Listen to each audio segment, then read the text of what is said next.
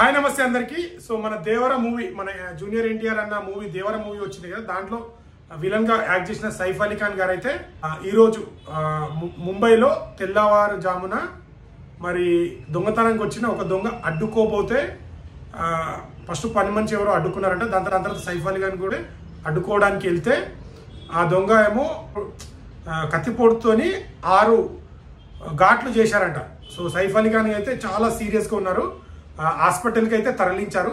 మరి ఇది దొంగతనానికి వచ్చి అలా జరిగిందా, లేదంటే ఏదైనా కావాలని కుట్ర చేసిరా సైఫ్ అలీ ఖాన్ గారి మీద అని చెప్పి ముంబై పోలీసులు అయితే దర్యాప్తు చేస్తున్నారు।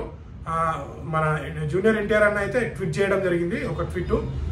సో తొందరగా కోలుకోవాలి అని చెప్పి, చాలా బాధాకరం అని చెప్పి ఒక ట్వీట్ అయితే వేయడం జరిగింది।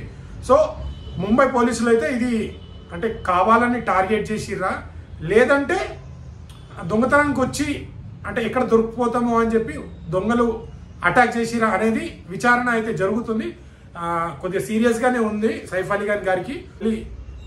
యథావిధిగా తన షూటింగ్లో పాల్గొనాలని మనస్ఫూర్తిగా కోరుకుంటున్నాను।